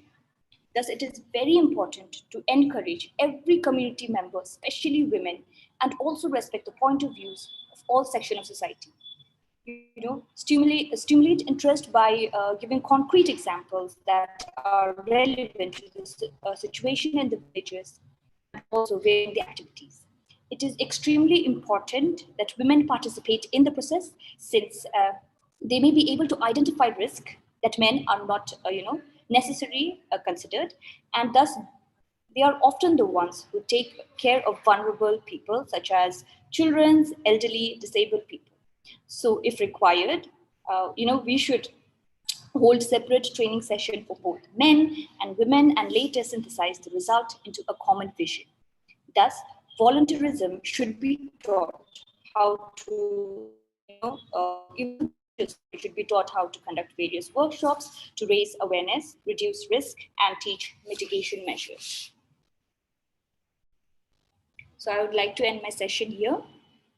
I request if any of the participants, they have any questions related to other speakers as well as the presentations, we are ready to take forth the questions.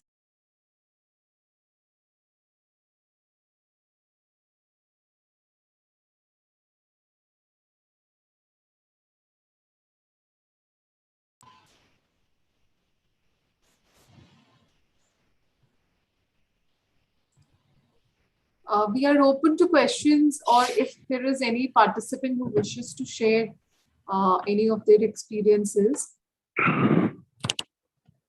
you can raise your hand and we'll unmute.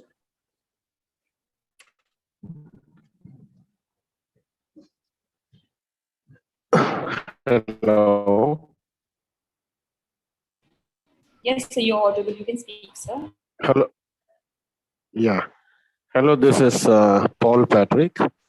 Today's session, all the three sessions were very wonderful. About the early warning systems and about the impacts of the coastal areas, and also about the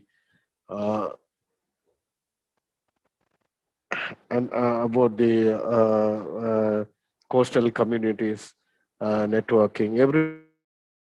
Everything was fine today, and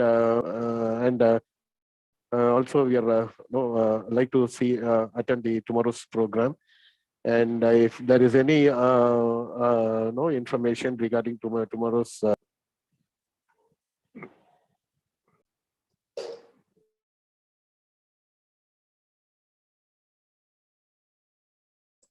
All right. Thank you, Paul, sir. Thank you, all the three speakers. Early warnings, are definitely an imperative component, especially for communities whose locations are quite challenging. And likewise for coastal areas, the whole concept of having an integrated coastal zone management approach is the need of the hour if you need to have not just sustainable growth, but also have disaster risk reduction components made integral. Aradhana had touched upon the need for planning at the family levels, and just to reiterate on that, it's very important that each household tries to have their own family level emergency kits in places. That's something we encourage and advocate upon. The idea is that if there is any emergency, big, small, they are in a position to just manage themselves as a family. Please remember that a family composition varies.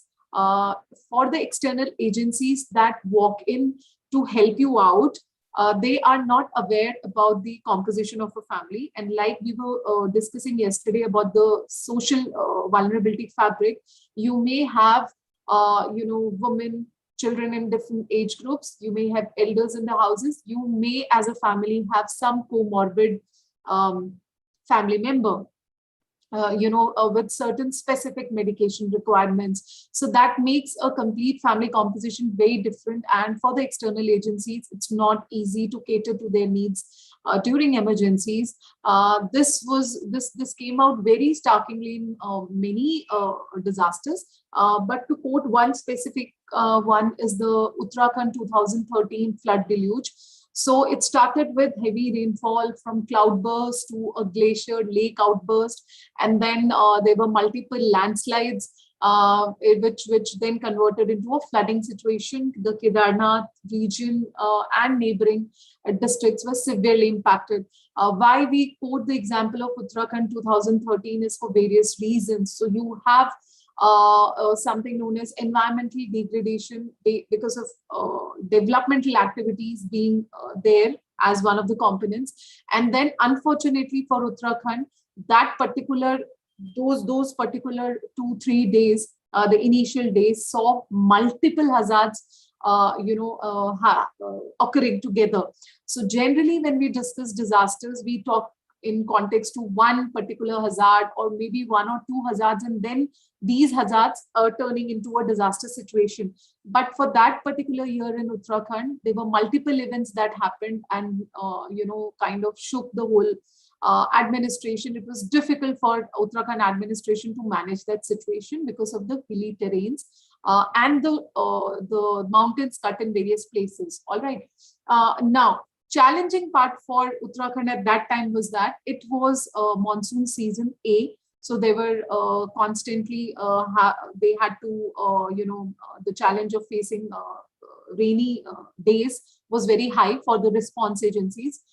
2, it was the religious Char Dham Yatra season. So a lot of tourists had flown in from different parts of the country with their family members. And when it is a religious, gatherings, you generally see the composition varying from small children, because the families generally go as a complete unit.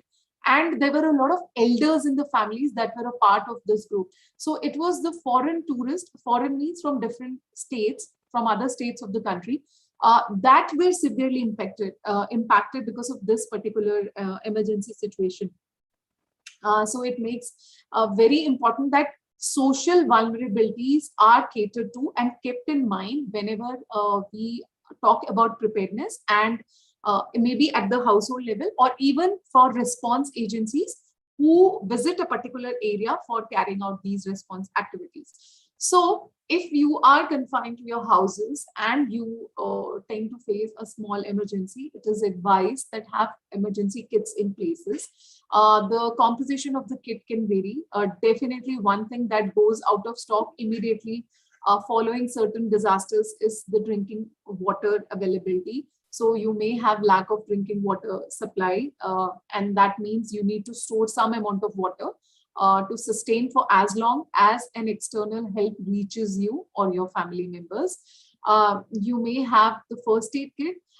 Needless to say, the first aid kit definitely should also have the medicines which are required by the comorbid family, any specific family member. So if there is anybody asthmatic, anyone who is dependent upon insulin or some sort of other specified medicines, then those should be a part of this first aid kit. Okay, you can have torch, you can have provisions of some small ropes or something to help you out. You can have some dry food items.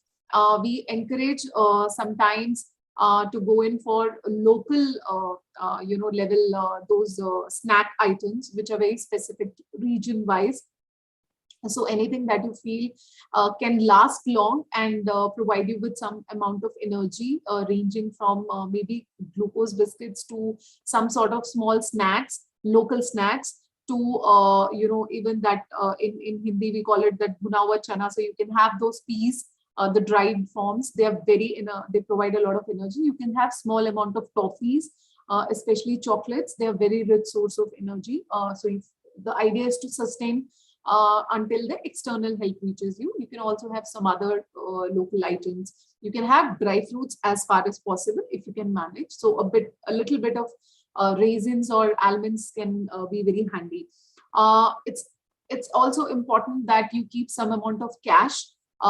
Please don't keep cash in big notes. So it shouldn't be 2,000 or 500 rupees notes. It's always advised to keep cash of smaller currencies. So that should be maybe 10 rupees, 20 rupees, 50 rupees, because there are a lot of times, there are probabilities that you want to buy small things and then you may not have, the currencies, the smaller currencies. A lot of times people exploit, locals because of these reasons also. So it is advised to keep that. It's a digital world now with the pandemic as at the backdrop. A lot of things are getting digitized, online platforms are being used. So you may like to keep all your family valuable records in a digitized copies. That's by far the best way to do it. but alternatively try and keep your important papers, important documents, which are of property of any other things, or your valuables, so you can keep them also. It depends upon what kind of situation that you will be facing, that you can carry more cash, jewelries and all. That is left to the particular situation that arises. But this is only the handy kits that you should have, depending, because you need to replenish it. It's God forbid, we shouldn't be in a situation there shouldn't be a situation that should arise where you would fall, you may need such a kit. But in case it happens, make sure that every 6 months, 8 months, you kind of replenish the items, especially the medicines, because out of date medicines should be removed and new stock should be piled up. And same goes with the drinking water source. So you may use that drinking water which you have stored for plantation, and then refill that water. And likewise other snack store items also. So at a given point of time, the kind of family composition you have, if you have very, very young, newborn babies or toddlers in the family, then you need to also keep some amount of supplies based on the family need that you have. Okay, that's how we encourage everyone. Please spread this message. Even when you are preparing communities, it is advised that let each house have such small kits made ready and handy, and they can use them during emergencies. So that's for one. Parallelly, we always encourage communities to have a mainstream the cross-cutting approach also. All right, which means when we are preparing communities, we need to keep in mind two important aspects. One, a gender sensitive approach, which means the needs of men, women, the transgender, the needs of children, they keep varying from one disaster situation to other. So we encourage not just gender sensitive preparedness, but also the kits that are being prepared should be gender sensitive. So you must have an inclusion of sanitary pads, any other sanitation provisions, requirements, maybe shaving kits for men, even in sectors or agencies, NGOs, who are working in the humanitarian service sectors, when they definitely lend support for preparing relief kits, please make sure that your relief kits are gender sensitive. A lot of times we tend to forget that there are children in different age groups, and then their needs also vary. So baby food items, cereals, or for pregnant ladies, it's the food and nutritional value that matters a lot. Maybe not in the initial relief kits that you may be able to provide them, but if there are a disaster situation where families are left on relief agencies, or on the support of relief agencies or government aided supports, then after a certain duration, maybe after 3 days, 5 days, we have to ensure that gender sensitive relief supply kits are provided. In terms of not just food nutrition, but other wash sanitation requirements as well. That is one part. So gender sensitive kits and gender sensitive search and rescue. If you can recollect, I had mentioned yesterday that the states were encouraged to form their state disaster response forces. And one of the prime disaster management policy says that the SDRS should also have female trained officials as well. Currently, the NDRF battalions, the National Force battalions, they are largely comprised of male folks. And for a lot of, ethical reasons, for a lot of cultural reasons, there are communities where the females are apprehensive to move out towards safety when external such forces come for rescue. So there is a lot of apprehension in young girls and females, right? Because they have safety concerns and security concerns. So that was one idea why SDRF compositions need to have female trained skilled professionals as well. So that's one.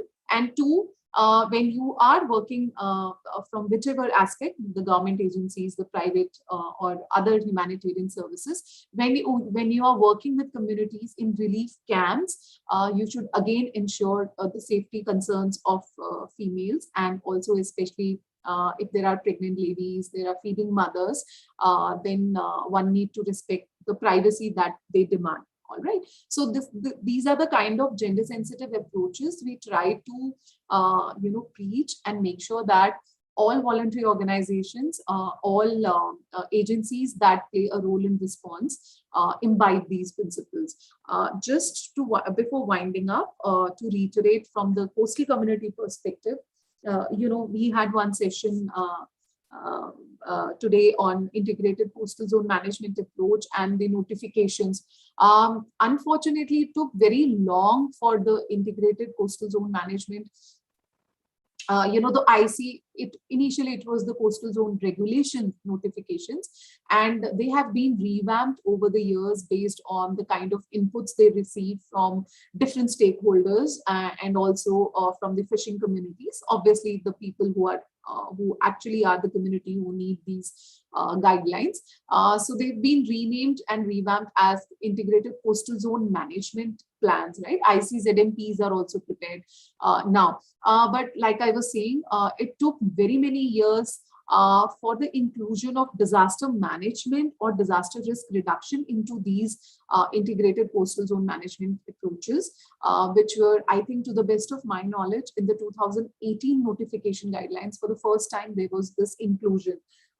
That makes it important that we now take up approaches where, along with the other sustainable developmental indexes, we also look at some of the elements that are important for building coastal community resilience. So I think I had brushed upon it yesterday, but I'll quickly just take you through some of the indicators.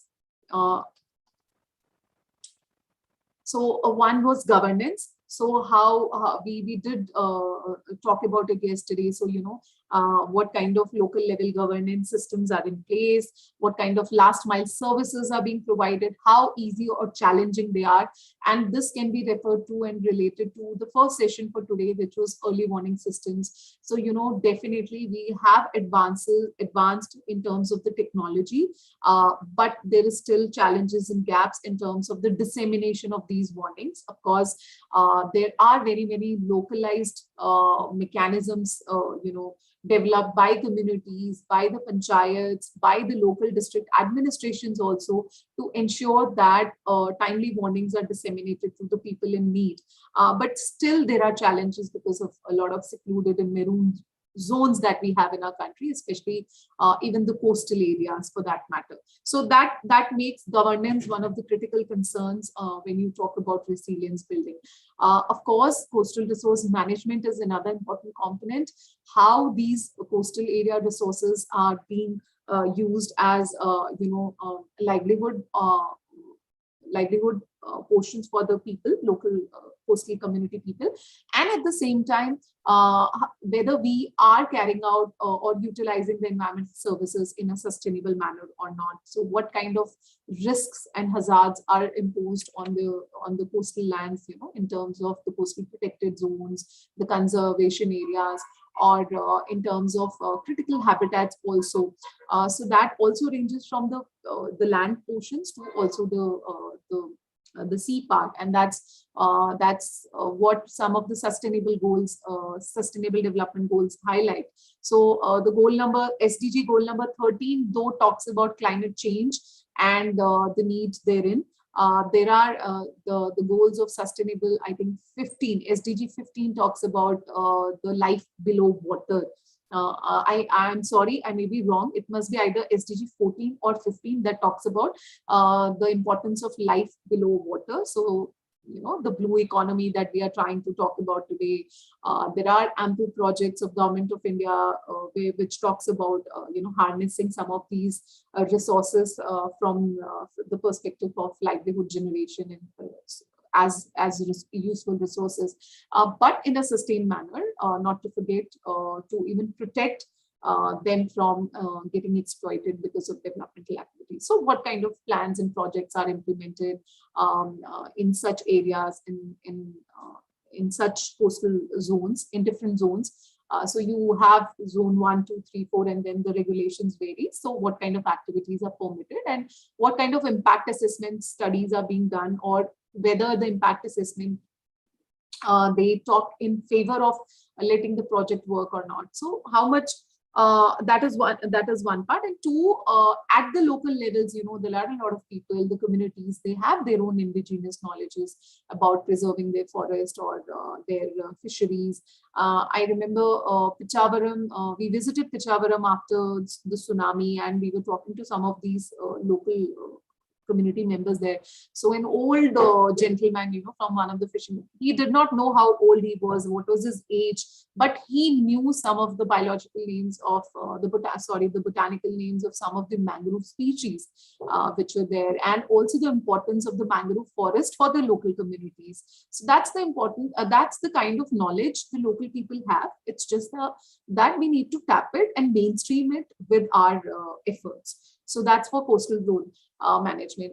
Equally important is the land use and structural designs. Okay, now here a lot of role is being played by local masons, by architects and engineers. But what kind of land use and structural design an area can sustain, and also in the long run may prove beneficial rather than causing harms. So that kind of measures, which are the safe sites where you can have good shelters being developed, that also makes it important. Definitely it's the social part, the economy part, the community that sustains in a particular, that lives in a particular area.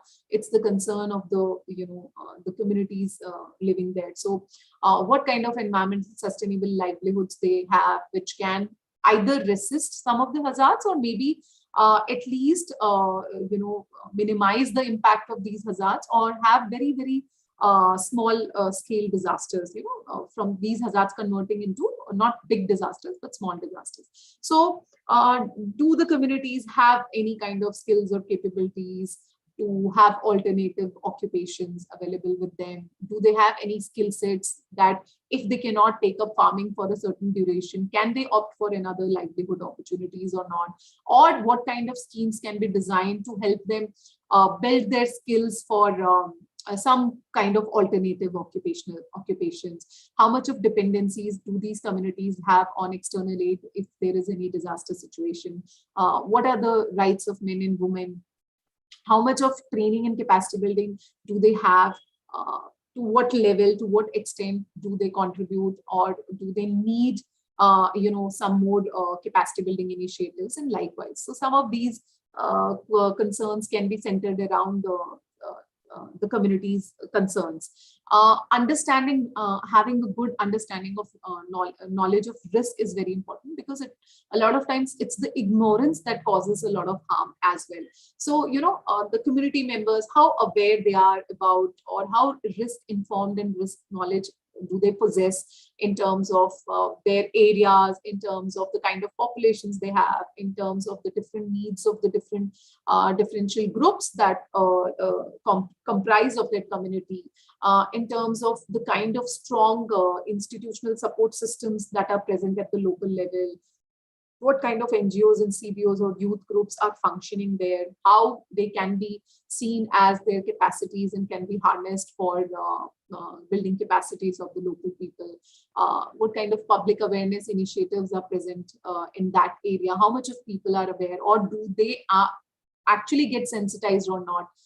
That also is important. I remember one of our colleagues sharing their project on tsunami early warning systems while he was working in UNDP, and it was post tsunami, and they were, I think, working with some of the local communities in Tamil Nadu only.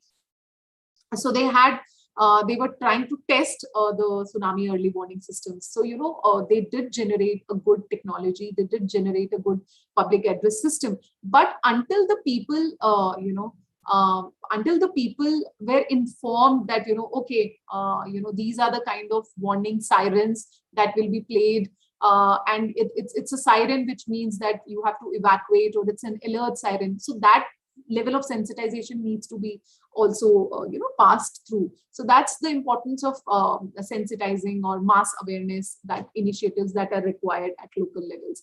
How much of the communities are involved in the decision making or planning processes at the local levels? So some of these answers will help assess the level of resilience building. In terms of warning and evacuation, do they receive timely notifications? Which are the kind of population at risk? What kind of alert messages? Are there ample towers and centers available? Do they have identified evacuation zones, routes, and shelters provided, and likewise? So you can have more questions built around this concept of warning and evacuation. Definitely, if a situation turns worse, and if a hazard will turn into a disaster situation for a particular community, then response plays a very important role. So establishing mechanisms around quick responses for coastal zones, for secluded villages, marooned villages, addressing their immediate needs in a response phase, and likewise. So there can be questions centered around this aspect. And of course, to build back better and moving towards recovery, it's two important aspects. A, providing them with better constructions, so build back better concept, and two, helping them revive their livelihoods, which they must have lost. So either revival of those